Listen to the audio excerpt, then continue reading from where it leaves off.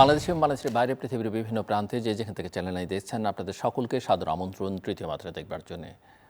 সাম্প্রতিক নানা বিষয় নিয়ে আলোচনার জন্য আমার সঙ্গে স্টুডিওতে রয়েছেন আমার বায়ে বসা আছেন বাংলাদেশ জাতীয়তাবাদী দল বিএনপির প্রেস উইংয়ের মিডিয়া উইংয়ের প্রধান ডক্টর মওদুদ হোসেন আলমগীর পাভেল এবং আমার ডানে রয়েছেন বাংলাদেশ জাসদের সাধারণ সম্পাদক সাবেক সংসদ সদস্য নাজমুল হক প্রধান। স্বাগত আপনাদের দুজনকে তৃতীয় মাত্রায়।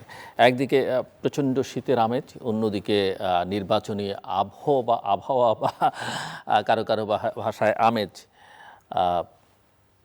আমরা যদি নির্বাচন নিয়ে কথা বলতে চাই, পরিস্থিতিটা কি মনে হচ্ছে ডক্টর মওদুদ হোসেন আলমগীর? এর মধ্যে অনেকগুলো ঘটনা ঘটেছে। বিএনপির অ্যাক্টিং চেয়ারম্যান স্বদেশ প্রত্যাবর্তন করেছেন 17 বছর পরে। বিএনপি চেয়ারপারসন সাবেক প্রধানমন্ত্রী বেগম খালেদা জিয়া মৃত্যুবরণ করেছেন। বাট নির্বাচন তো তারিখ ঘোষিত হয়েছে, নানান তফসিল অনুযায়ী সব কিছু এগুচ্ছে। বাট সামগ্রিক পরিস্থিতি আপনি কি দেখছেন? আমার মনে হয় যে এই রাজনীতিতে বিশেষ করে গত ডিসেম্বরের মোটামুটি তো নির্ধারিত হয়েছিল যে বাংলাদেশ একটা নির্বাচনের কাছাকাছি যাচ্ছে। তফসিল ঘোষণা হয়েছে ডিসেম্বরে। তারপর থেকেই অনেক প্রত্যাশা অনেকের ভিতরে অনেক রকমভাবে ছিল। জোট নিয়ে কথা ছিল, নির্বাচনটা সত্যিকারে হচ্ছে কতটুকু, কে এককভাবে নির্বাচন করবে, কেউ দলবদ্ধ বা জোটবদ্ধ হয়ে করবে। এই সমীকরণের উত্থান পতন দেখেছি আমরা। বেশ কিছু প্রত্যাশিত অপ্রত্যাশিত পরিবর্তন করেছে। যে নবজাগরণের প্রত্যাশা নিয়ে যে তারুণ্যের দলটি তৈরি হয়েছিল, তারা কেন যেন লক্ষ্যভ্রষ্ট হয়ে গেল মনে হলো। সেটা একটা লক্ষ্য করবার মতো ব্যাপার। দেশনেত্রী বেগম খালেদা জিয়া তিনিও ইন্তেকাল করলেন এবং সেই ঘটনার কিছুদিন আগেই জনাব তারেক রহমান প্রায় 17 বছরের নির্বাসন কাটিয়ে দেশে ফিরেছেন। সব কিছুর মধ্যে দিয়ে জনগণের ভেতরে একটা প্রত্যাশার যে বাতাবরণটা তৈরি হয়েছিল এবং জনাব তারেক রহমানকে ঘিরে যে মানুষের আকাঙ্ক্ষা ছিল, অপেক্ষা ছিল, প্রতীক্ষা ছিল, সেই প্রতীক্ষাটা কত বেশি হৃদয়গ্রাহী বা আন্তরিক সেটি প্রকাশিত হয়েছে ওনার আসার পর। তারা মানুষরা যেভাবে রাস্তায় নেমে তাকে অভিনন্দিত করেছে, সম্বর্ধিত বলবো না, অভিনন্দিত করেছে বা নিজেদের আত্মীয় বলে মেনেছে, সেটা একটা অভূতপূর্ব ব্যাপার ছিল। এবং রাজনীতিতে এটা কিন্তু একটা লক্ষ্য করবার মতো ব্যাপার।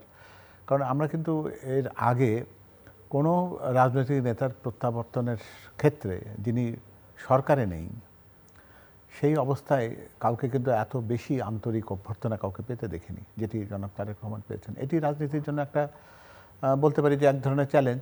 এই যে একটা নতুন একটা মাত্রা তৈরি হলো, সেই মাত্রাটিকে অতিক্রম পরবর্তীকালে হবে কিনা সেটা একটা বড় চ্যালেঞ্জ রইল। ঠিক তার পরপরই দেশনেত্রী বেগম খালেদা জিয়া উনি চলে গেলেন।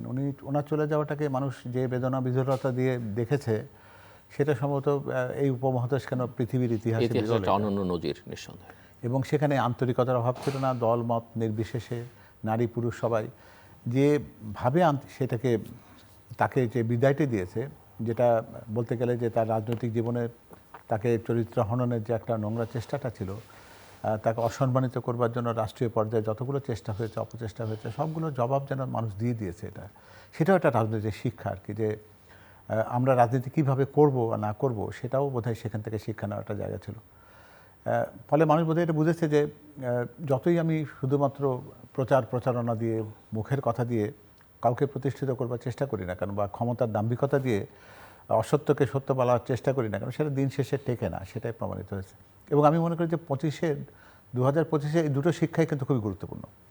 যে রাজনীতিতে কাউকে নির্বাসিত করে দিলেই যে সে চিরতরে নির্বাসিত হয়ে যায় না, তার যেটা প্রত্যাবর্তন সম্ভব, অথবা কাউকে সরকারের থেকে অসম্মানিত করার চেষ্টা করলে যে তিনি অসম্মানিত হন না, জনগণ যে তার জন্য অনেক বড় একটা অবিস্মরণীয় বিদায় তাদের মনের ভেতরে রেখে দিয়েছেন, সেটিকে সুযোগ পেলে যে তারা এটা প্রকাশ করেন, এই ব্যাপারটি বোধহয় বাংলাদেশের রাজনীতির জন্য ভবিষ্যতে একটা শিক্ষা হয়ে থাকবে।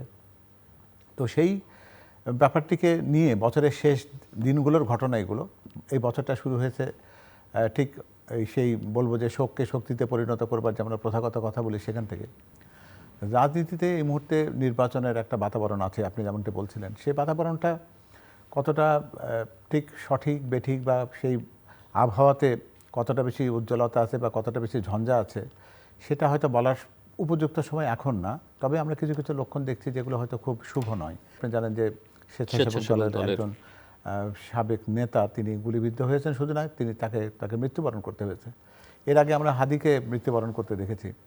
তো এইগুলো ঘটনার মধ্যে দিয়ে কিন্তু একটা ইঙ্গিত ইতিমধ্যে দিয়ে দেওয়া হয়েছে যে এই দেশকে অশান্ত করবার মতো লোক কিছু কিছু আছে, তারা এই গণতান্ত্রিক উত্তরণের কাজটাকে সহজ হতে দেবে না।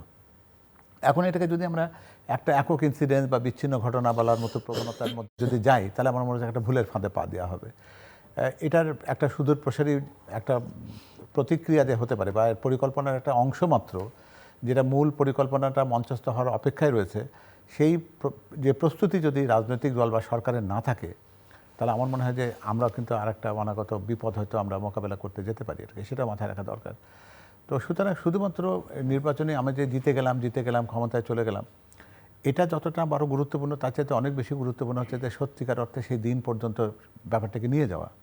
এবং তার চাইতে বড় চ্যালেঞ্জ অপেক্ষা করবে যখন যারা দেশ পরিচালনার দায়িত্ব পাবেন, তারা যে পুঞ্জীভূত বোঝা বা মানুষের কাছে যে অসীম একটা প্রত্যাশা, তারা একটা দুর্নীতিমুক্ত বাংলাদেশ চান, কথা বলবার অধিকারের বাংলাদেশ চান, কর্মসংস্থানের বাংলাদেশ চান, নারীরা তাদের অধিকার পাবে এমন একটা বাংলাদেশ চান, সব কিছু মিলে যে একটা স্বাধীন চিন্তার বাংলাদেশ, যে একটা ওনারশিপের বাংলাদেশ, নাগরিকরা মনে করেন যে তাদের জন্যই এই জনপ্রজাতন্ত্র, সেই ব্যাপারটা যদি প্রতিষ্ঠিত না হয়, তাহলে কিন্তু বিরাট বড় একটা ধাক্কা আসবে। তো স্বৈরাচার পতনের মধ্যে দিয়ে আমরা নতুন একটা সম্ভাবনাকে তৈরি করেছিলাম। সেই সম্ভাবনায় সবচেয়ে গুরুত্বপূর্ণ ছিল ঐক্য। যদি নিরবিচ্ছিন্ন ঐক্য যদি এই দেশের প্রায় 18-20 কোটি মানুষের থাকতো, তাহলে কিন্তু আজকে এই আশঙ্কাগুলোর কথা আমাদের বলতে হতো না। আজকে যারা বাইরে থেকে বলি বা ভেতর থেকে বলি যারা খেলবার চেষ্টা করছেন, তারা কিন্তু খেলবার সুযোগ এই জন্য পাচ্ছেন যে আমরা তাদেরকে মাঠ করে দিচ্ছি। এই মাঠটা করে দেওয়ার পেছনে হয়তো রাজনৈতিক দলগুলো যদি তাদের ঐক্যের ক্ষেত্রে যদি একটা অটুট ইস্পাত কঠিন অবস্থান দেখাতে পারতো, তাহলে এগুলো কিন্তু প্রশ্রয় পেত না। কিন্তু বিভক্তিটা এখন এমন একটা জায়গায় গেছে যে এই বিভক্তির মধ্যে দিয়ে যে অতীতের যে বিভক্তি আমরা দেখেছিলাম, সেই বিভক্তির সমীকরণ বদলেছে, কিন্তু বিভক্তির ধরন পাল্টায়নি। প্রতিপক্ষকে অন্যায়ভাবে আক্রমণ করবার বা চরিত্র হননের যে অপচেষ্টা আছে, সেখানে বিশুদ্ধ রাজনীতি করার সুযোগ কতটা থাকবে সেটা একটা দেখার ব্যাপার। আর একটা ব্যাপার হচ্ছে যে আমাদের রাজনৈতিক কর্মীরা কিন্তু গত 17 বছর যে দলই বলি না কেন, যারা সরকারে যারা ছিল না, তাদের কিন্তু সরকার পরিচালনার প্রশিক্ষণ কিন্তু সেভাবে তৈরি হয়নি। তো একটা সরকার তো শুধু নামে চলে না, একটা সরকারের তো একটা কাঠামো থাকে, তার একটা মন্ত্রিসভা থাকে, তার প্রধানমন্ত্রী থাকেন। তাদেরও কিন্তু এমন একটা জায়গায় যেতে হবে যে যাদের কোনো পূর্ব অভিজ্ঞতা ছাড়া তাদের কিন্তু একটা বোঝা সমৃদ্ধ একটা দেশকে পরিচালনার দায়িত্ব তাদের কাঁধে নিতে হবে। এই চ্যালেঞ্জটি অত্যন্ত বড়, এবং এগুলো জিনিসগুলোকে আমরা যদি এই মুহূর্তে যদি সেটার বিবেচনাটা না থাকে, তাহলে হানিমুন পিরিয়ড কিন্তু খুব বেশি দিন টিকবে না। তো সেই জন্য যারাই নির্বাচন করছেন, নির্বাচনটা হবার যারা স্বপ্ন দেখছেন, তাদের ভেতরে কিন্তু এই চ্যালেঞ্জের প্রশ্নটি কিন্তু নিজের ভিতর থাকা দরকার, যে তারা কতটা প্রস্তুত এই দেশটাকে সামনের দিকে এগিয়ে নেওয়ার জন্য। শুধুমাত্র কাগজে কলমে প্রস্তুতি আছে, এটা বোধহয় যথেষ্ট হবে না। সো মিস্টার নাজমুল হক প্রধান, আপনি শুনছিলেন ডক্টর পাভেলের কথা, এবং তিনি যেহেতু বিএনপির মিডিয়া সেলের প্রধান, নির্বাচন থেকে দূরে আছেন, মিডিয়ার সঙ্গে সম্পর্ক উন্নয়ন প্রতিষ্ঠাই তার প্রধান এই মুহূর্তে কাজ। কিন্তু আপনি নিজে একজন প্রার্থী এই নির্বাচনে।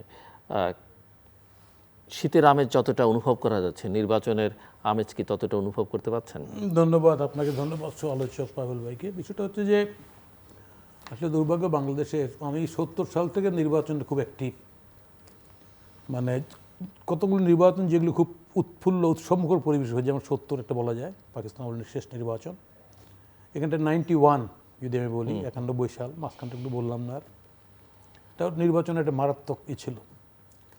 আর বাকি নির্বাচনগুলি হয়েছে, কিন্তু মনে হচ্ছে যে এই নির্বাচনগুলি, নির্বাচনে ডেমোক্রেসি যে বেসিক যে ধারণা, যে আমি অ্যাগ্রি করি, ডিসএগ্রি করি অ্যাগ্রি করার জন্য, মতের ভিন্নতা পথের ভিন্নতা থাকবে। আমি নির্বাচনের প্রাক্কালে জিজ্ঞেস করলাম সাংবাদিকরা যে আপনি কী চান পঞ্চগড়ে আসলাম, চাই এখানটায় সমস্ত প্রার্থীরা গলাগলি করে নির্বাচনটা করুক, ভোটাররা গলাগলি করে হাত ধরাধরি করে ভোটটা দেখ, প্রতিপক্ষ প্রতিহিংসার জায়গায় না যাক, তাই না? এই যে অবস্থাটা, এই অবস্থাটা কিন্তু বাংলাদেশে কিন্তু দু একটা নির্বাচনটা বলা যায় হয়েছে।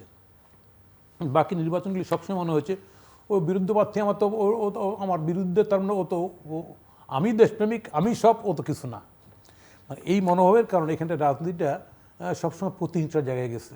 এবং নির্বাচন সুষ্ঠুভাবে হওয়ার পরেও কিন্তু প্রতিপক্ষকে যে ওয়েলকাম করা, যে সম্ভাষণ জানানো, এটা হয় নাই কেন আমাদের এখানটা রাজনীতিটা একটা মারাত্মক খারাপ জায়গায় আমরা ঘুরতেছি এখনও। বিশেষ করে আমি বলতে এই কারণে যে, যেমন ধরেন যে বাংলাদেশে এটা বৃহৎ দুটো পার্টি ছিল এখানে, এবং দুটো পার্টির নেত্রী ছিল বেগম খালেদা জিয়া এবং শেখ হাসিনা।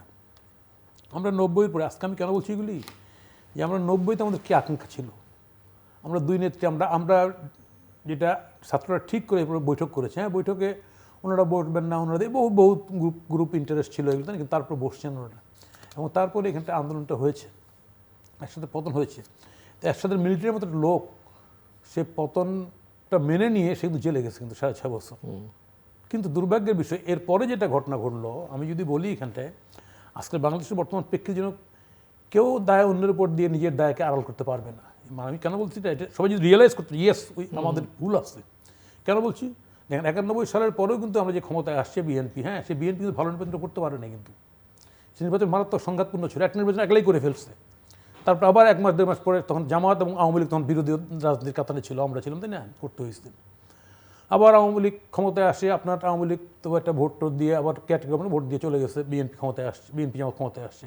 আবার বিএনপি যখন ক্ষমতা যাওয়ার সময় তখন একটা সংঘাতময় পরিবেশ তৈরি হয়েছে। আমি এই যে ক্ষমতা পরিবর্তনের নির্বাচনের মধ্যে যে ধারাটা, তাই না, এটা বাংলাদেশে কখনো এস্টাবলিশ শান্তিপূর্ণ ক্ষমতা হস্তান্তরটা হচ্ছে না, যেহেতু হয় নাই, সেই কারণে এটা রাজনীতিটাও একটা প্রতিহিংসাপরণ থেকে গেছে। আজকের প্রেক্ষাপটে এসে এই যে বর্তমান সময় এত রক্ত, এত অন্ধকার, তাই না, তারপরে যে এই আলোর বিস্ফোরণ, তাই না, মনে হলো যে বাংলাদেশটা আমরা নতুন করে সাজাতে পারবো। কিন্তু কি ঘটনা, এই একই রকম একটা প্রতিশোধের দৃষ্টিভঙ্গি কাজ করছে। হ্যাঁ, যারা অন্যায় করছে সামগ্রিক ক্ষেত্রে, অর্থবিত্ত লুটের ক্ষেত্রে, খুনের ক্ষেত্রে, জোর জবরদস্তির ক্ষেত্রে, ডেফিনেটলি তারা পানিশমেন্ট তাদের হয় উচিত, এর বাইরে তাদের যাওয়া উচিত না। কিন্তু আমি এই যে ফোর্সটাকে, এই ফোর্সটা কীভাবে আমি রাজনীতিতে একটা অংশগ্রহণের জায়গায় নিয়ে আসবো, সেই চিন্তাটা কিন্তু করলাম না। যেহেতু করলাম না, সেই কারণে রাজনীতিটা প্রতিহিংসার জায়গায় থেকে গেল, এবং এই প্রতিহিংসার জায়গা থেকে যাওয়ার কারণে এটা এগেইন এটা ভিসিয়াস সার্কেল, এটা ওইভাবেই ঘুরপাক খাবে, প্রতিহিংসাটাই এখানে প্রাধান্য হবে। কিন্তু রাজনীতিটা প্রতিহিংসা না, রাজনীতিটা বাদ প্রতিবাদের, প্রতিরোধের, তাই না, বিরুদ্ধবাদিতার, কিন্তু বাট প্রতিহিংসা না। এই জায়গার থেকে উত্তরণের জন্য এই নির্বাচনটা আমার ধারণা ভালো কিছু করবে, এটা আমি বিশ্বাস করতে পারি না। এ কারণেই যে আমি এখনও এই নির্বাচন গিয়ে আমাকে ফোন করে, আমি গেছি এলাকায়, আমি যাইনি এলাকা, আমি যে আমার ধরে নিয়ে গেল অমুক লোকটারে, কেন কয় নাম জমি জায়গায় কেচাল, ওই কেচালের নাম দিচ্ছে যে সে আওয়ামী লীগের, একদিন পর আওয়ামী লীগ বাইরে হচ্ছে। তা আওয়ামী লীগের তো গ্রামের অবস্থায়, গ্রামস্থ এই লোকটা যদি বিএনপি, এই দিনে যদি বিএনপি হয়, আরেক দুনিয়া আওয়ামী লীগের, এটা খুব নর্মাল, তাই না। তাহলে সেইখানটায় এখন যদি আমি এটা খোঁজা শুরু করি, ধরা শুরু করি, এমনি তো নির্বাচন নেই, তো নির্বাচনটা কী হবে বলেন। বাংলাদেশে এখনও এই জায়গায়, আমি এর আগে পাবুল ভাই ছিলেন, একটা কথা বলছি, হ্যাঁ, ওই যে বিষয়ে, আমাদের ঢাকার বিষয়ে, এগুলো কিন্তু এখনও হচ্ছে। বললে আমি সেদিন ফখরুল ইসলাম আলমগীর স্যারের দেখা হলো, গেছিলাম তার সঙ্গে কথা বলতে আমরা, হ্যাঁ, বললাম যে এই ঘটনাগুলো ঘটতেছে, বললে আমার একই ঘটনা ধরছে, পুলিশ ওগুলো ডেভিল হান্ট চলতেছে, তাই না। এটা বিজনেস, এটা মানে রাজনৈতিক প্রক্রিয়ার সঙ্গে এই সমস্ত ঘটনাগুলি একটা অশুভ যোগসূত্রে বাধা। আজকের প্রেক্ষাপটে বর্তমান সময়ে বাংলাদেশে আমরা যারা ভোট করছি, আমাদের জোট সহ, জাতীয় গণতান্ত্রিক জোট, যুক্তফ্রন্ট, এটা সহ যারা করছি, সবারই এক্ষেত্রে যদি আমরা যদি পরিষ্কার না থাকি, তাই না, তাহলে আমাদের ক্ষেত্রে ভুল বুঝে যাওয়া স্বাভাবিক। এখানটায় এই যে মানে রাজনীতিটা যেহেতু আগের জায়গায় আসতে, আমি মনে করি আগের জায়গায় কীরকম, আওয়ামী লীগ মনে করতো বাকি সব শত্রু এটাকে নিশ্চিহ্ন করে ফেলো, অতএব এটাকে রাখা যাবে না। আর এখন মনে হচ্ছে এখানটা এটা আওয়ামী লীগ নিশ্চিহ্ন করবো, ওকে রাখা যাবে না, ও শেষ করে। তাহলে একই জায়গায় কিন্তু ঘুরপাক খাচ্ছে, কিন্তু একই হাতের ওপিট এই যে নিশ্চিহ্ন করে ফেলার রাজনীতি, যেটা বললেন উনি, নিশ্চিহ্ন করা যায় না। তারেক জিয়া 17 বছর পরে আসলেন, বহু চেষ্টা, তাকে বহুতভাবে পাঠিয়ে দেওয়া হয়েছে। বেগম খালেদা জিয়াকে কন্ট্রোল করা হয়নি, মানসিকভাবে, নৈতিকভাবে, তাই না, বিভিন্নভাবে তাকে হেয় করা হয়েছে। কিন্তু সে বেগম খালেদা জিয়া বাংলাদেশের ইতিহাসে আমার ধারণা, আমি জিয়ার ইতেও গেছিলাম, জানাজায় গেছিলাম, এখানটাও গেলাম, কথা বলছেন, এটা মানে অবিশ্বাস্য বিষয়, মানুষের আগমন ওই সময়ের বিবেচনায় জিয়াউর রহমানেরটা বিগেস্ট, কারণ তখন জনসংখ্যা সময়ের বিবেচনায় একই। হ্যাঁ, তা আমি আজকে বলবো এই জায়গায় দাঁড়িয়ে যে আমাদের দেশের জনগণ আসলে ভালোটাই প্রত্যাশা করে, কিন্তু আমরা যারা রাজনীতি করি, এই ভালোটা করার জন্য যে প্রচেষ্টা, আমার যে ত্রুটির দিকটা, তাই না, এটা আমি কখনো চিন্তা করি না। সামনে আমার দোকানে আমি যদি নিজে উপলব্ধি করতে পারি, yes we have some fault. আমি একটা বিষয় আপনার কাছ থেকে একটু বুঝতে চাই যে আপনি নিজে ছাত্র নেতা ছিলেন না দীর্ঘকাল, 90-এর আন্দোলনে, মানে 80-র দশকে এরশাদ বিরোধী আন্দোলনের নেতৃত্বে ছিলেন, যে এখন ছাত্র সংসদগুলোর নির্বাচন হচ্ছে এবং এই নির্বাচনের যে ফলাফল আমরা দেখছি, সর্বশেষ জগন্নাথ বিশ্ববিদ্যালয়ের নির্বাচন, অনেকে মনে করেছিলেন যে 4টে বিশ্ববিদ্যালয় হচ্ছে, নানা কিছু গেছে, এর মধ্যে তো আমরা দেখলাম রহমানের স্বদেশ প্রত্যাবর্তন, বেগম জিয়ার প্রয়াণ, পুরো পরিস্থিতির মধ্যে বদলে গেছে। কিন্তু নির্বাচনগুলোতে যা দেখা যাচ্ছে সেটা আসলে কি বার্তা দিচ্ছে এবং কেন এটা হচ্ছে? একটা হচ্ছে এটা নিয়ে শুনেন, আমি আমার মানে দৃষ্টিভঙ্গি এই বিশ্লেষণটা যদি ঠিকঠাক মতো না করা যায় আমার মনে হয় যে জাতীয় নির্বাচনও রাইট, আপনি রাইট, আমরা বুঝতে পারবো না যে কি হচ্ছে, কেন হচ্ছে, এটা আমার কাছে মূল কারণ কারা করছে। ছাত্র সংগঠনের বিগত 15, 16, 17 বছর এটা বারবার বলা হয়েছে, আপনারা তো বলছি, অন্য জায়গায় বলছি, ছাত্র রাজনীতি ছিল না। এবং আপনি বাংলাদেশে এখন নতুন ভোটার লিস্ট অনুযায়ী 18 থেকে 29 বয়সী ভোটার যারা মূলত স্টুডেন্ট, সেটা 3 কোটি। আপনি যদি আরেকটু তারুণ্যের বয়স বাড়ান তাহলে সেটা হবে 4 কোটি। আমার এলাকায় তো 4,63,000 ভোটার মধ্যে 1,61,000 নতুন ভোটার আমার এলাকায়, নির্বাচন এলাকায়। এবং এই ভোটারদের সম্পর্কে কারো কোনো ধারণা নাই, কি করবে তারা। So আমি আপনার কাছে আমি যেটা বলছি, ছাত্র নির্বাচন নিয়ে, মানে সংসদের রাজনীতি নিয়ে, আমাদের সময় যেমন ধরুন আপনি আমরা যে সময় রাজনীতি করেছি, তাই না, একই রুমে ভিন্ন ভিন্ন মতের ছাত্র কর্মী থেকেছে, কখনো কখনো হাতাহাতি ধাক্কাধাক্কি হয়েছে, হয়নি তা না, কিন্তু বাট ভিন্ন মতের থেকেও কিন্তু আমরা একসঙ্গে ইউনিভার্সিটি জীবন শেষ করেছি। আর বিগত 15 বছর যেটা হলো, ভিন্ন কোনো মতের ছেলেকে রাখতে দেওয়া হয় নাই, বের করে দেওয়া হয়েছে, কেউ ছিল না।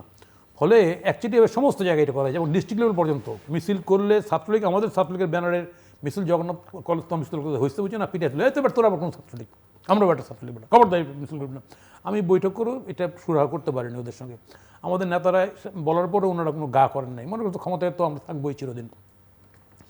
এই যে ভিন্ন মতকে নির্বাসিত করা, এই ভিন্ন মতের সঙ্গে যে ফোর্সটা যুক্ত ছিল, ওইখানে লালিত পালিত হচ্ছে, তোমার এই বধিবে যে গোকুলে বাড়িছে সেই ফোর্সটাই কিন্তু এই রাজনীতির মধ্যে কন্ট্রোলটা করছে।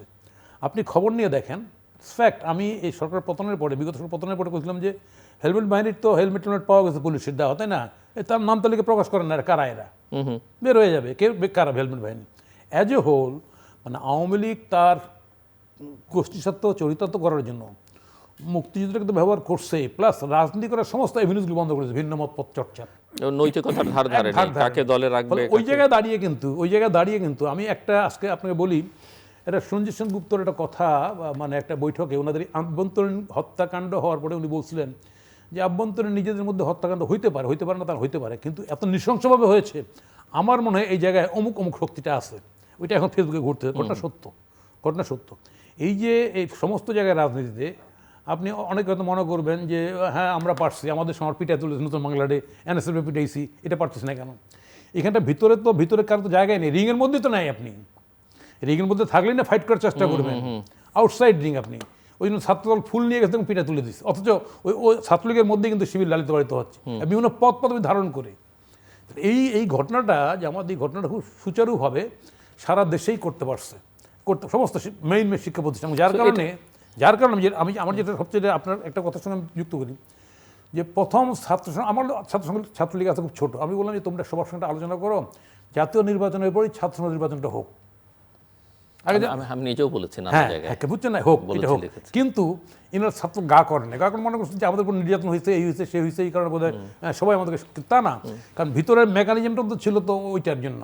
এবং এই যে ঘটনাটা, আমার ধারণা এখানটায় জামাতকে এই উগ্র ফোর্সকে ক্ষমতা আনার জন্য একটা মারাত্মক, মানে কি বলা যায়, গোষ্ঠী, দেশের হোক বাইরে, হ্যাঁ, যারা এখানে ক্রিয়াশীল আছে, আসতে থেকে আগেই দেখেন ছাত্র সংগ্রাম নির্বাচনটা আগে করতে হবে করে একটা সবাইকে হিপটাইজ করে দিয়ে সারা দেশে একটা রব ভাব যে আসিল, তাই না, জিততেছে।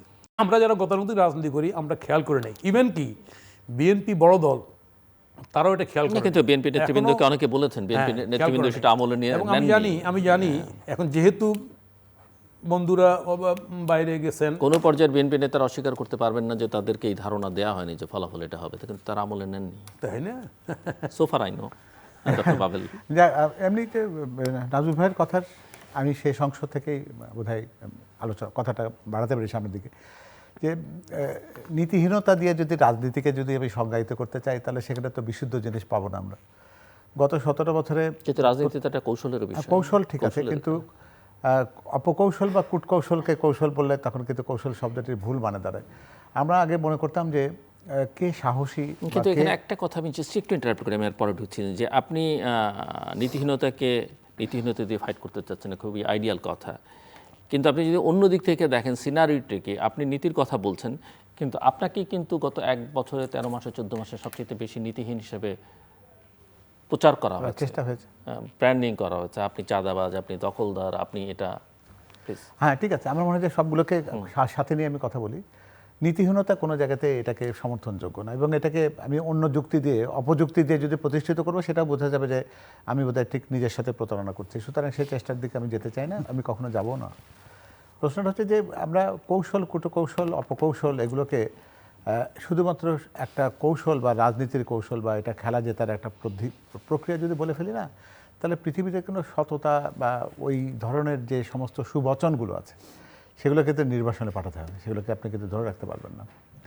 কারণ একটা সময় তো ছিল রাজনীতিতে, আমরা যদি এই উপমহাদেশের রাজনীতির সেই পুরনো দিনগুলোর কথা চিন্তা করি, তাহলে যারা রাজনীতি করেছেন তাদের কিন্তু প্রাপ্তির প্রত্যাশা নিয়ে তো কেউ রাজনীতি করে না। সেই সুভাষচন্দ্র বসু বলুন, আপনি জওহরলাল নেহরুর কথা বলুন, মোহাম্মদ আলী জিন্নাহ বলুন, বা এইদিকে শেরে বাংলা একে ফজলুল হক সাহেবের কথা বলুন, কিংবা হোসেন শহীদ সোহরাওয়ার্দীর কথা বলুন, বা মৌলানা ভাসানীর কথা বলুন, তাদের রাজনীতির ভেতরে কি আপনি কখনো এই অপকৌশলের চেষ্টাটা দেখেছেন? তাদের অনেকেরই কিন্তু কোনো প্রাপ্তি হয়নি। মৌলানা ভাসানী জনগণের সবচেয়ে কাছের নেতা ছিলেন, কিন্তু উনি কিন্তু ক্ষমতার কাছাকাছি কখনোই যাননি, যেতেও চাননি। তো এই প্রেক্ষাপটে আবার এমনও যেমন দেখেন যে মহাত্মা গান্ধী সে কংগ্রেসের প্রত্যেকটা আন্দোলনকে তিনি সামনের দিকে নিয়ে গেছেন, উনি পরের দিকে কংগ্রেসের সভাপতিও থাকেন নাই, এমনকি ভারতের সরকার গঠনের পর উনি কোনো দায়িত্বও নেননি। তো রাজনীতির ভেতরে নীতি প্রতিষ্ঠিত করার চেষ্টাটা দিন শেষে কিন্তু উল্লেখযোগ্য একটা ইতিহাসের একটা উদাহরণ হয়ে থাকে। আর অপকৌশলগুলোকে আপনি সাময়িক জয়ের একটা উপকরণ হিসেবে ব্যবহার করতে পারবেন, কিন্তু এটা ইতিহাসে জায়গা পাবে না।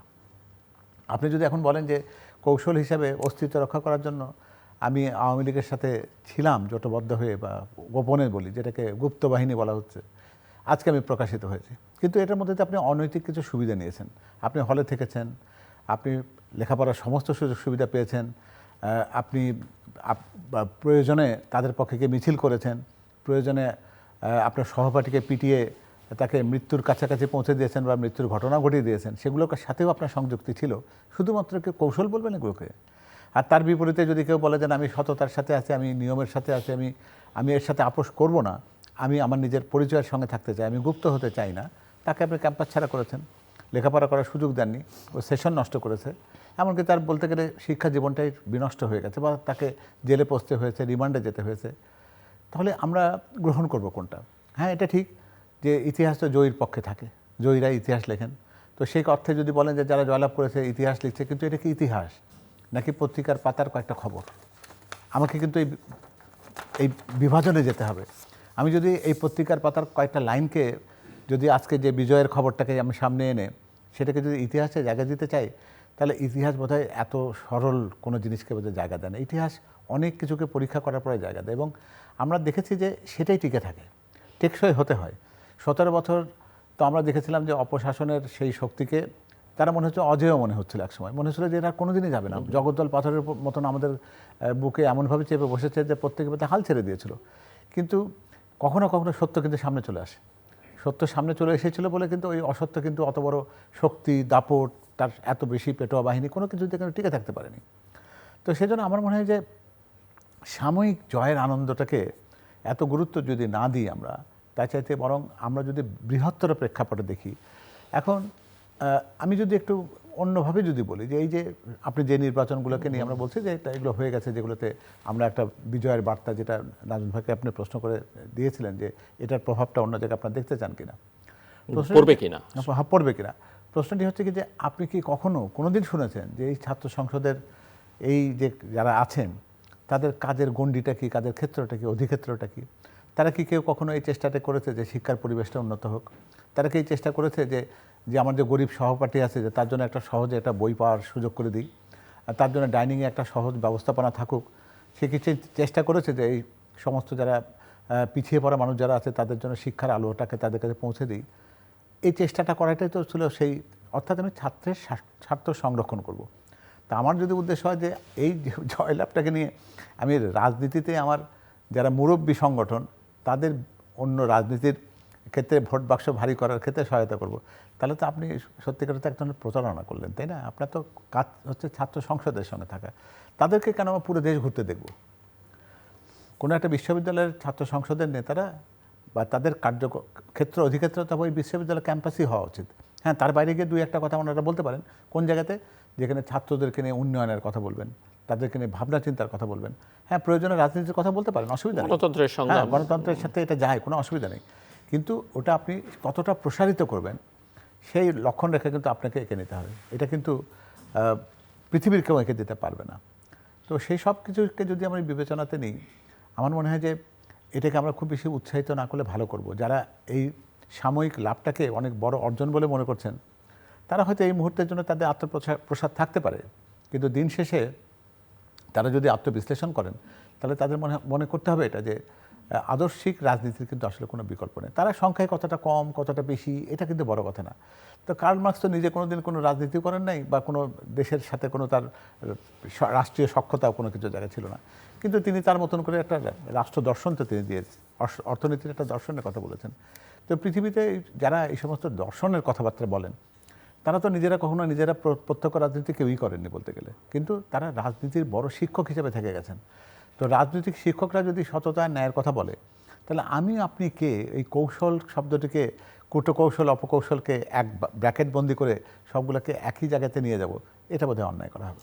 এই যে ছাত্র সংসদে বিজয়ী যে শক্তি, সেই তাদের প্যারেন্টস অর্গানাইজেশন বা তারা তো দেখেন আপনাদের এখন এই মুহূর্তে যারা প্রতিপক্ষ বা প্রতিদ্বন্দ্বী রাজনৈতিক দল, তারা নির্বাচনের লেভেল প্লেইং ফিল্ড নিয়ে প্রশ্ন তুলছেন এবং তারা বলছেন যে সরকার, নির্বাচন কমিশন সব আপনাদের দিকে ঝুঁকে পড়েছেন এবং হয়তো আমি জানি না দিন গড়ালে তারা আরও কি বলতে পারবেন। এখন এই যে বললাম, এটা কিন্তু পরস্পর বিরোধী কথা হলো, তাই না? আপনি ছাত্র সংসদ নির্বাচনের ক্ষেত্রে কিন্তু সেই জায়গায় লেভেল প্লেইং ফিল্ডের কথা বলেননি। লেভেল প্লেইং ফিল্ড হলে কী হতো, আপনি অন্তত 4-5 বছর যে ছেলেগুলো বহিষ্কৃত ছিল, যারা হলে ছিল না, যারা বাইরে পড়েছিল, সেই বন্ধুদেরকে আসতে দিন, তাদের ক্যাম্পাসে আত্মীকরণ করেন, তাদের সাথে তাদেরকে পরিচিত হওয়ার সুযোগ দিন, তাদেরকে বিকশিত হওয়ার সুযোগ দিন, তারপরে তাদের সাথে নির্বাচন করেন। আপনি তো গুপ্তদের সাথে থেকে কিন্তু সেই সুযোগ সুবিধা নিয়ে আপনি তো এগিয়েছিলেন, সেখান থেকে আপনি পিছিয়ে পড়াদের সাথে পা দিলেন কেন, বা সেই ফাঁদে পা দিলেন কেন? আমি মনে হয় যে এই ক্ষেত্রে হয়তো যদি ফাঁদ বলেন সেটা একটা অন্য অর্থ হবে। আমার মনে হয় যে হয়তো বৃহত্তর গণতন্ত্রকে দেখার জন্যই তারা এটা করেছেন। এখানে জয় বা পরাজয়কে নিয়ে খুব বেশি আকাঙ্ক্ষা বা উচ্চাকাঙ্ক্ষা ছিল এ কথা আমি বলবো না। হ্যাঁ, এই জায়গায় কিছু কিছু কাজ করার জায়গা আছে, আমাদের অন্তত এই জায়গা থেকে কিছু তো শিক্ষণীয় জিনিস তো অবশ্যই আছে। বিশেষ করে আমার যেটা মনে হয় যে নারী শিক্ষার্থীদের ভেতরে বোধহয় সত্যিকার অর্থে আমাদের বার্তাটা সঠিকভাবে পৌঁছেনি, এটাও কিন্তু আমাদেরকে স্বীকার করতে হবে।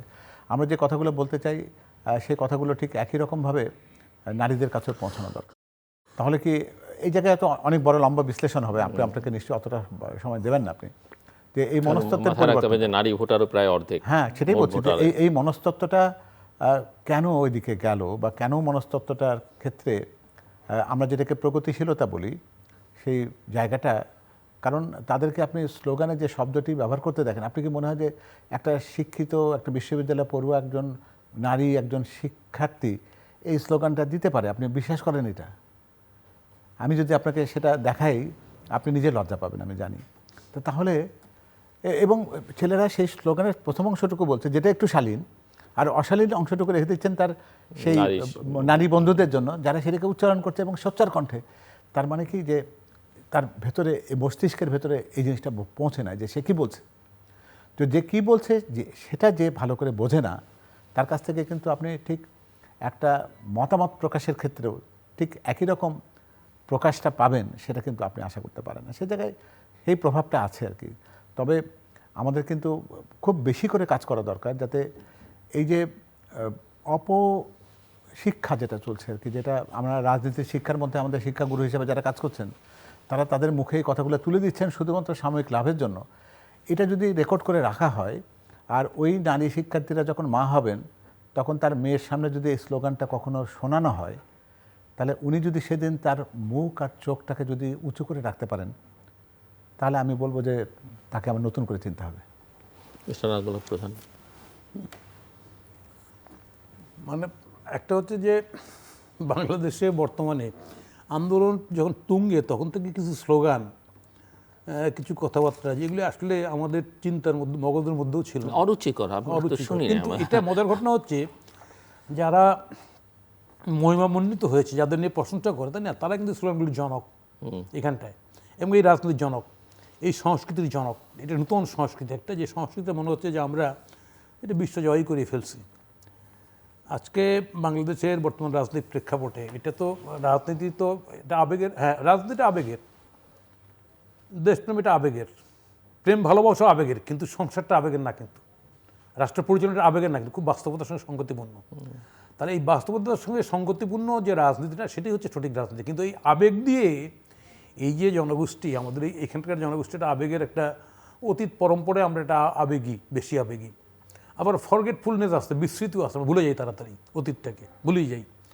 হ্যাঁ, দুটাই, ওটাও একটা আশীর্বাদ ভুলে যাওয়াটা, যে আমি রাগারাগিটা ক্রোধটা রাখলাম না, ভালো জিনিস এটা। কিন্তু বাংলাদেশের বর্তমান প্রেক্ষাপটে এই স্লোগানের আড়ালে, এই অপসংস্কৃতির আড়ালে নতুন একটা রাজনীতি, যেটা আমাদের সমস্ত কিছু ধ্বংস করে দিতে যাচ্ছে, সমস্যাটা এই জায়গায়।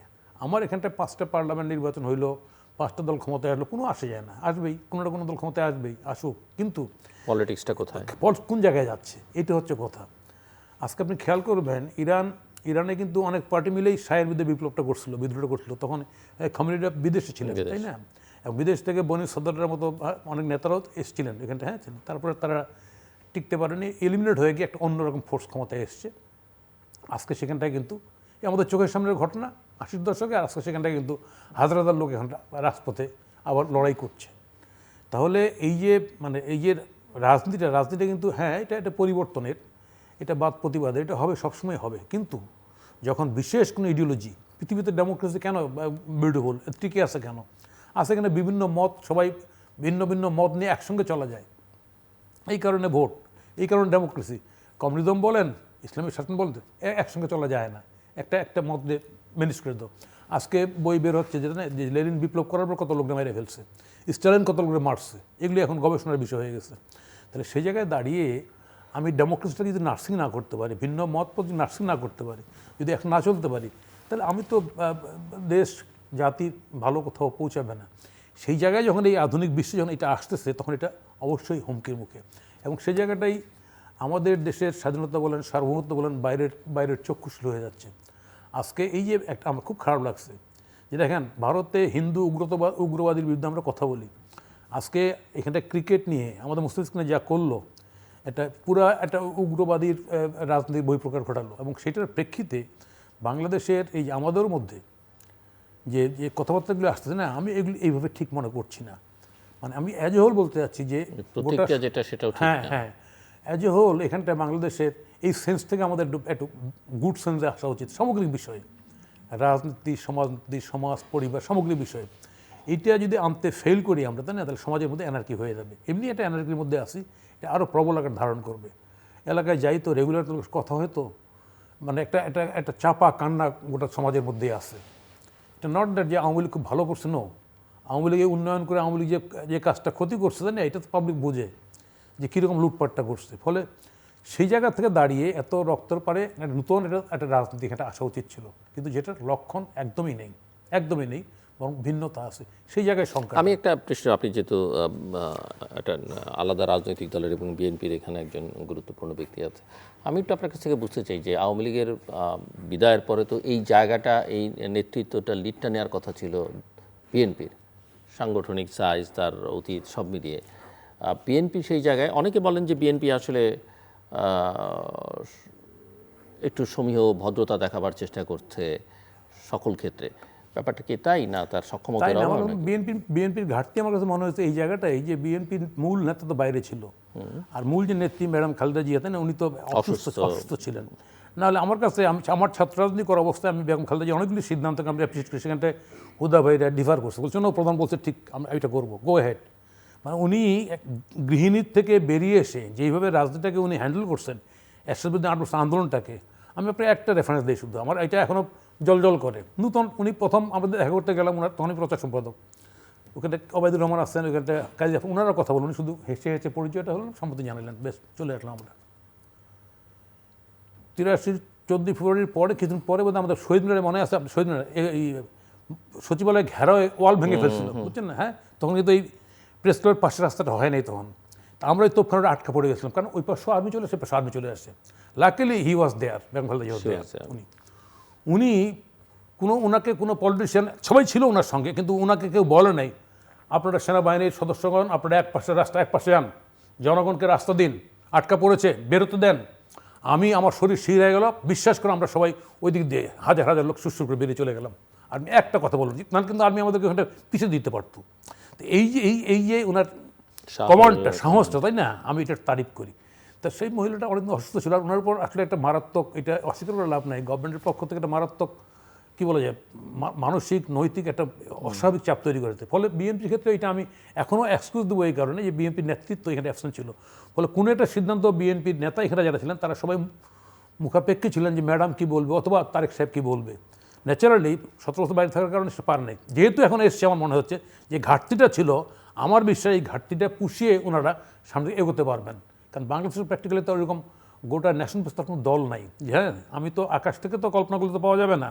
আমার অনেক রিজনের কাছে ক্ষোভ আছে বিএনপির কাছে বা ভিন্নতা আছে, তার মানে এই না যে বর্তমানে এই সংকট মোকাবিলা করার জন্য আমি মনে করি বিএনপি হ্যাজ দ্যাট ক্যাপাবিলিটি, নেতৃত্ব পারবে সেটা, কারণ তার অতীতটা দেখা আছে। আর তারেক জিয়া যখন গেছেন না তখন উনি ম্যাচিউরড, এনাফ ম্যাচিউরড, উনি দেখেছেন সমস্ত ঘটনাবলী দেখার পরে যদিও দেশে ছিলেন না, আমার ধারণা উনি এটার সঙ্গে একাত্ম এবং ডেফিনেটলি পারবেন, পারা উচিত। ডক্টর পাবেল। হ্যাঁ, আমার মনে হয় যে উনি নাজমুল ভাই যে কথা দিয়ে শেষ করেছেন সেটা হয়তো সে মানে আমরা যেটা আলোচনা যে একটা অশুভ শক্তি, মানে অন্ধকারের শক্তি আসলে বাংলাদেশে এখন বেশ প্রমিনেন্ট হয়ে উঠেছে, এবং এই জায়গাটাতে আসলে একটা শূন্যতার মধ্যেই সেটা তৈরি হচ্ছে। কিন্তু প্রশ্ন হচ্ছে যে বিএনপি তো এই জায়গাটা নিতে পারতো, বা সেই ভয়টা আসলে কেন বিএনপি পারল না? আপনার প্রত্যাশাটা যৌক্তিক আমি মানি, কিন্তু আপনি জানেন যে রাজনৈতিক দল হিসেবে বিএনপি কিন্তু সবসময় ওই জায়গাটাতে ঠিক প্রশ্নের ঊর্ধ্বে থাকতে চায় সকল ক্ষেত্রে। যদি ভবিষ্যতে কখনো প্রশ্ন ওঠে তাহলে বিএনপি কোন ক্যাপাসিটিতে গেছে ওখানে, কেন সরকারটা কিভাবে তৈরি হলো, বৈধতার প্রশ্ন নিয়ে যদি কোনো অঙ্গুলি ওঠে তাহলে সেটিকে বিএনপি কেন। কিন্তু সেটা থেকে বিএনপি তো প্রশ্নমুক্ত হচ্ছে না, বিএনপিকে নিয়ে সারাক্ষণই নানা প্রশ্ন। বিএনপি যখন নির্বাচন চায় তখন না চাইলেও দোষ, তাই না, সব দিকে দোষ। তো ঠিক আছে, এটাতে আমাদের অভ্যস্ত আছি আমরা, এবং এইভাবেই আমাদের রাজনীতি বিকশিত হয়েছে। কারণ পরিবর্তনগুলো যদি বলেন সবগুলো তো বিএনপির ধরে ধরে এসে যায়। এক দল ছিল, সেখান থেকে বহু দল হয়েছে। আমরা বলতে পারি রাষ্ট্রপতি শাসন ব্যবস্থায় থাকলে তো বেগম খালেদা জিয়া সারা জীবনের রাষ্ট্রপতি থাকতে পারতেন, কারণ তার যে অখণ্ড জনপ্রিয়তা যা রয়েছে সেটাকে চ্যালেঞ্জ করবার মতো কেউ তো ছিল না। কিন্তু তিনি তো সংসদীয় ব্যবস্থা বেড়ে নিয়েছেন যে উনি 151টা ঝুঁকি নিয়েছেন একটা জায়গায়। তো এই পরিশীলিত ব্যাপারটাই থাকে আর কি। বিএনপির জন্য তো এটা অব্লিগেটরি ছিল না যে এরকম 4 দলীয় জোটের যে রূপরেখার কথা আমরা বলি, তো লেখা পড়া কোনো দলিল তো নয় এটা। উনি বলতেন যে না ঠিক আছে, এটা হোক, পরে দেখা যাবে, আমি তো এখন আমি সেটার সাথে যেতে পারছি না। এরকম বিচ্যুতি আমরা দেখেছি।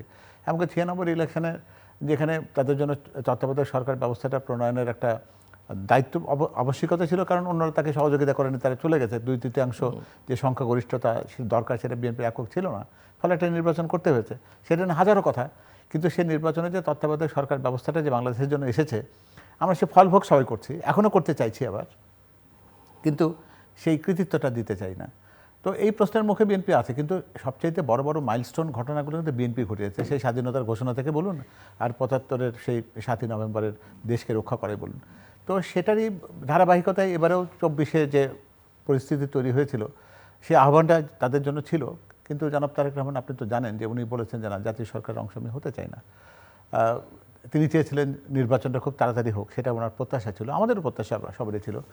এই যে নির্বাচনটাতে বিলম্বিত হয়ে এই জায়গাতে গিয়ে পৌঁছালো, আসলে এর ভেতর থেকে সত্যিকার অর্থে প্রাপ্তিটা কোথায় আমাদের?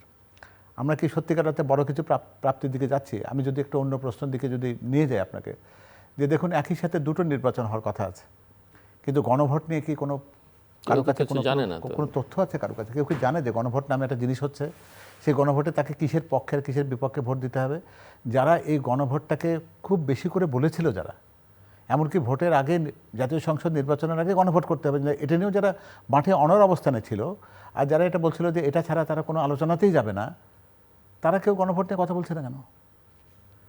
তাহলে দেখুন যে আমরা কিন্তু দ্বিচারিতার কোন পর্যায়ে চলে গেছে। এখন কিন্তু সবার কাছে মনে হচ্ছে যে সংসদ নির্বাচনটাই আমার কাছে গুরুত্বপূর্ণ, এবং তারা সব কিছু ফেলে চলে ওই সংসদ নির্বাচনের আসন বাটাবাটির কাছে কিন্তু নিজেদেরকে নিয়ে গেছেন। তাহলে আমি কিন্তু মনে করি যে বিএনপি মনে করে যে সত্যিকার অর্থে গণভোট হওয়ার যে সুযোগটা ছিল, সেই গণভোটের যে কাঠামোটা তৈরি হচ্ছে, সেই কাঠামোটাকে এমনভাবে হয়তো আমরা করে ফেলবো যে গণভোটটা ত্রুটিযুক্ত হতে পারে বলে একটা আশঙ্কা কিন্তু জনমনে রয়েছে। যে গণভোটের প্রশ্ন থাকতে হবে, গণভোটে জনগণের কাছে আমার জিজ্ঞাসাটা কি? জনগণের কাছে জিজ্ঞাসা যদি স্পষ্ট না হয় তাহলে সে হ্যাঁ বা না কোনটা বলবে। আর সে যদি আংশিক হ্যাঁ বলতে চায় তাহলে সেটা বলার সুযোগ আছে কি? আংশিক না যদি বলতে চায়, মাঝামাঝি যদি থাকতে চায়, তাহলে আমি প্রশ্নটাই তো জানি না। যারা গণভোটের আয়োজন করছেন, এখন তো গণভোটে বলতে গেলে আর 1 মাস পরে গণভোট, গণভোটের প্রশ্ন কি জনগণের কাছে আছে? আপনি কি জানেন যে গণভোটের প্রশ্নটা কি থাকবে, ব্যালটে কি লেখা থাকবে? কেউ জানে না। তাহলে এটা কি আমি তাহলে এই দায়িত্বটা কাকে দেবো? এটা কি রাজনৈতিক দলরা নেবে, নাকি সরকার নেবে, না নির্বাচন কমিশন নেবে? কে নেবে এটা? তাহলে আপনি যে কথাটি বলছেন যে প্রশ্ন অনেকগুলো, আমাদেরকে তো অনেকগুলো প্রশ্ন করে বিব্রত করেন আপনারা। আমরা চেষ্টা করি সেখানে আমরা যতটুকু পারি সহনীয় থেকে উত্তর দেবার, কিন্তু যেগুলো তার চাইতে অনেক বড় গুরুত্বপূর্ণ প্রশ্ন, এই প্রশ্ন কিন্তু দেশের কেউই তুলছে না। আজকে কি কোনো রাজনৈতিক দল বলি বা কোনো একটা যারা অঙ্গন থেকে, যারা গণভোটের ব্যাপারে সোচ্চার ছিলেন, তারা বলেছেন যে গণভোটটা আগে হতে হবে। তারা ইভেন যারা বলছিলেন যে জুলাই চার্টার ছাড়া কিছুই হবে না, তারা তো, তাদের তো একটা অংশ জুলাই চার্টারের সিগনেচারও করেনি এখন পর্যন্ত। তাহলে ওই গণভোটটা তার মানে গণভোটটা তাদের কাছে অর্থহীন হয়ে গেছে এখন। তাহলে আকাঙ্ক্ষা 24-এর আকাঙ্ক্ষা কি আকাঙ্ক্ষা দিল আমাকে? আমি কি সত্যিকার রাস্তায় আছি, নাকি সে ঘুরে ফিরে একই কথায় যাব আমরা, যে নির্বাচনটাই যদি গুরুত্বপূর্ণ থাকতো তাহলে সেই নির্বাচনটা 1.5 বছর পরে কেন? নির্বাচনটাই যদি একমাত্র, সবাই বলছে না আগে সংস্কার পরে নির্বাচন, তো সংস্কারের মূল তো কথাটি তো অন্তর্নিহিত রেখেছি আমরা সেই গণভোটের মধ্যে। গণভোট যদি আমাদের সংস্কারের আকাঙ্ক্ষার প্রতিফলন হয়, তাহলে সেই সংস্কারের কথাটা মানুষ জানবে না কেন? এই যে যৌক্তিক প্রশ্নটি, সেটি উঠছে না কেন?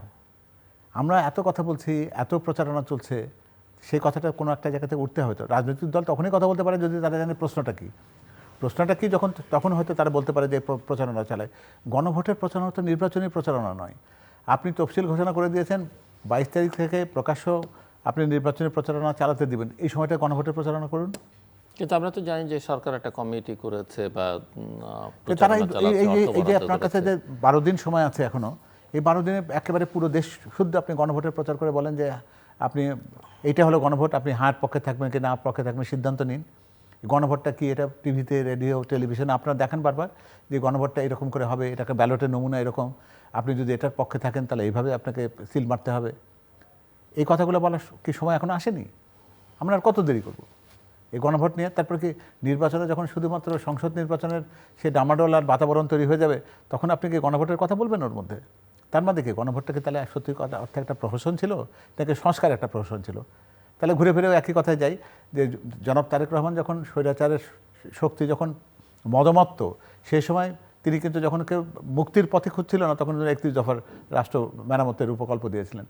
সেটা যদি তখনকার দিনের জন্য যদি গুরুত্বপূর্ণ আমি মনে করে থাকি, তাহলে আমার সংস্কার আলোচনার দরকারটা কী ছিল? বলতাম যে না, ঠিক আছে, আপনার সেই 31 দফায় সংস্কার আলোচনাটা যেটা করেছেন আপনারা যদি রাষ্ট্র পরিচালনার দায়িত্ব পান তাহলে সেটি করবেন, এই অঙ্গীকার করুন, তাহলে হয়ে গেল কাজটা। তাহলে সংস্কারের নামে আগে সংস্কার পরে নির্বাচন, অগ্রাধিকারের জায়গায় রেখে দিয়েছিলাম তো, কয়েকটা বলেছিলাম তো, সংস্কার, নির্বাচন এবং বিচার। তো তার মধ্যে কোনটার কোন অগ্রগতি দেখলাম আমরা? সবগুলো কোনোটা কি সময় মতো হলো? সো মিস্টার নাজমুল হক প্রধান, কী চ্যালেঞ্জ দেখেন আর মাত্র 4 সপ্তাহ প্রায়? এখানে প্র্যাকটিক্যালি তো আমরা তখনই বলেছিলাম যে বিষয়টা গুরুত্বপূর্ণ, সেটা হচ্ছে যে নির্বাচন যতই ঘনিয়ে আসবে ততই প্রার্থীদের চেহারাগুলি জনসম্মুখে ভাসবে। কে প্রার্থী, কারা প্রার্থী, একটা সময় আসবে যখন যে জায়গায় ভোট দেবে তার চেহারাটাই ভাসবে। ফলে গণভোটের মধ্যে এইসব সাবজেক্ট আর থাকবে না। আর সরকারের পক্ষ থেকে দায়সারা গোছের আমার ধারণা বোঝার ক্ষেত্রেও ওনাদের মারাত্মক ঘাটতি আছে। ওনারা কিছু লোক এই কনসেপ্ট ধারণ করলে বাকি লোক করে না, অথবা বাকি লোক করলে কিছু লোক করে না, এর মধ্যে আছে। না হলে যেটা ভাই কারেক্টলি বলছে, সরকারের পক্ষ থেকে গণভোটের প্রচারণাটা কই নেই কেন? গণপ্রচার দায়িত্ব তো আমার না, সরকারের পক্ষে দায়িত্ব, তাই না? তার ফলে এই অ্যাজ এ হোল সরকারের এই সমস্ত কর্মকাণ্ড নির্বাচনটাকে আসলে মানে কি বলা যায়, হবে কি না, সংশয়টা জনগণের মধ্যে রয়ে যাচ্ছে যে করবে কি না, এইসব বিষয় আছে। তারপরেও আমরা মনে করি আমাদের দলের পক্ষ থেকে, জোটের পক্ষ থেকে, ওই যে কোনো নির্বাচন না হওয়ার থেকে নির্বাচন হওয়া ভালো। কারণ বাংলাদেশটা একটা অস্বাভাবিক শাসনের কবলে আমরা পড়ে গেছি। এখন তো নির্বাচন ছাড়াও আবার জাতীয় সরকারের আলোচনাও আছে। জাতীয় সরকারের আলোচনা তো এই যে হুটহাট করে কোনো আলোচনা, তাই না? সেদিন কী করলেন, এই যে পারতেছেন না আপনারা করতে, তো সেটা বললেন না কেন যে আপনারা পারবেন না? ওইটা হচ্ছে যে এটা কথা, মানে গ্রামীণ, আর বললাম না গ্রামীণ কথাটা, যে ক্ষমতায় যদি নাই, খেমেই যদি নাই, তাই না, তাহলে গেলা কেন এত কিছু করতে? আমরা তো বলেছিলাম প্রথমেই যে সরকার উচিত ছিল, বিএনপি সেক্ষেত্রে মারাত্মক দুর্বলতার পরিচয় দিচ্ছে। আমি আপনার এখানটাও বলছি যে সমস্ত রাজনৈতিক দলের সঙ্গে কথা বলে উচিত নির্বাচনের একটা আলটিমেটাম দিয়ে দেওয়া, এই সরকার আপনার দায়িত্ব হচ্ছে একটা ভালো নির্বাচন উপস্থাপন করা আর এটা করা। আপনি এত সংস্কার এত লোড আপনি নিতে পারবেন না, সেই ক্যাপাসিটি নাই আপনার। তারপরও তাকাইছেন, দেখছেন, দেখার পর কী হয়েছে তো জানি এটা। ফলে এখনও ডিটারমিনিংলি বলা উচিত যে ইয়েস উই ওয়ান্ট নির্বাচন। হ্যাঁ, তারপরেও যদি সরকার জাতীয় সরকার করবে ফর হোয়াট? ইলেকশনে তো they can go for caretaker government for elections. Caretaker government ইলেকশনে বাংলাদেশ পাবলিক জানে, পরিচিত এই সেন্সটার সঙ্গে, এই সিস্টেমের পরিচিত কীভাবে নির্বাচন হয়, এবং সেই নির্বাচন নিয়ে খুব বেশি বড় কথা কেউ বলে নাই, যদিও কেউ কেউ বলছে সূক্ষ্ম কার্যক্রম স্বাভাবিক কালচারের বলেন। হ্যাঁ, তাহলে জানো জায়গায় যে আমরা পারতেছেন না আপনারা, হ্যাঁ আপনারা একটা নির্বাচন এইভাবে হোক। এখানটা তো জোরাজোরির কিছু নেই। বর্তমান সরকারের উপর এমন আমার ধরেন অসুরেরই আত্মা একটা ভর করছে, ভর করার কারণে ওনারা প্রেজেন্ট সিম্পল ওয়েতে না সেই রাস্তাটা রাখতে পারেন নাই। প্রমাণ হচ্ছে অনেকগুলি। আপনি দেখেন, এগুলো বললাম বেশি বলে, এই বিরাট সম্মেলন করছিল না বিজনেসের, কি বিনিয়োগ আনবে, আপনি আইনি আসেন আপনি মবের উপর দাঁড়ায়, তাই না? আপনি কি সম্মেলন করবেন বিনিয়োগ? তখনই বলছে কেন করতেছেন এটা? রাষ্ট্রের পয়সা অপচয় করে করলো। তো গভর্নমেন্টের ফলে এই গভর্নমেন্টের দৃষ্টিভঙ্গিগত সমস্যা আছে, ওই যে মানে কিছুই দেখে না, এটা অন্ধ। অন্ধ গভর্নমেন্ট, এই অন্ধ সরকার দিয়ে আসলে কোনোটাই সম্ভব না। ফলে অন্ধ সরকার থেকে যাতে মুক্ত পাওয়ার জন্য আমি মনে করি আবার ওই ভোটটাই হওয়া উচিত। ভোটের কোনো বিকল্প নেই। সেটা হয়ে গেলে, সেটা যদি একটু ভালো করে করতে পারে, জনগণ সেন্টারে যেতে পারে, ভোট দিতে পারে, তাহলে এটাও আগামী দিনের জন্য একটা ভালো পথ দেখাবে। ডক্টর পাভেল। হ্যাঁ, আমার মনে হয় সেটাই শেষ কথা, আমাদের বোধহয় এটাই শেষ কথা হওয়া দরকার, যে প্রত্যাশা থাকুক, প্রত্যাশা থাকাই উচিত। নির্বাচন যদি একটা হয় ভালো, ইনশাল্লাহ খুব ভালো করে একটা প্রশ্ন মানুষের মধ্যে আছে যে নিরাপত্তার সংখ্যা এখন পর্যন্ত পুলিশকে সেই অর্থে খুব অ্যাক্টিভ মনে হয় না। যে অস্ত্র লুটপাট হয়ে গেছে অভ্যুত্থানের সময়, সেই অস্ত্র উদ্ধার করা যায়নি, বরং বিগত দিনগুলোতে অনেক অপরাধীকে জামিনে ছেড়ে দেয়া হয়েছে। বর্ডার যখন অরক্ষিত তখন এই বর্ডার দিয়ে কি ঢুকেছে কি বেরিয়েছে কেউ জানে না, এবং কোনো কোনো ক্ষেত্রে বলা হচ্ছে যে গত কয়েক মাসে বেশ কিছু সন্দেহজনক লোকজন বিভিন্ন দেশের বাংলাদেশে আসা যাওয়া করেছে। হ্যাঁ, এই চ্যালেঞ্জটা তো আছে, এবং এটা পত্রিকান্তরে আমরা সবগুলো জেনেছি। তো দেশের আইন শৃঙ্খলার অবস্থাটা আমরা যদি বলি যে আমরা সক্ষমতা বৃদ্ধি করব, 1.5 বছর সময় তো ছিল, তাই না? আমরা চেষ্টা করতে পারতাম একটা শুদ্ধি অভিযান করে, যাদের কর্মদক্ষতা নেই, যাদের প্রমাণিত দুর্বৃত্তায়ন রয়েছে, স্বৈরাচারকে সহায়তা করার যাদের প্রত্যক্ষ প্রমাণ রয়েছে, তাদেরকে সরিয়ে দিয়ে একটা পুলিশ এবং যেটাকে বলি আমলা প্রশাসন, যেটা বরাবর সিভিল এবং অ্যাডমিনিস্ট্রেশনটাকে যদি আমরা সেই রকমভাবে যদি গুছিয়ে নিতে পারতাম, তাহলে কিন্তু আজকে এই প্রশ্নগুলো উঠতো না। আজকে এতদিন পরেও কেন শুধুমাত্র আমাদের বলবো যে তাদের আত্মবিশ্বাসের সংকটে তারা ভুগছে, এটা খুব ভালো কথা না, একটা দেশের জন্য এগুলো কোনো কথাই খুব শুভ নয়।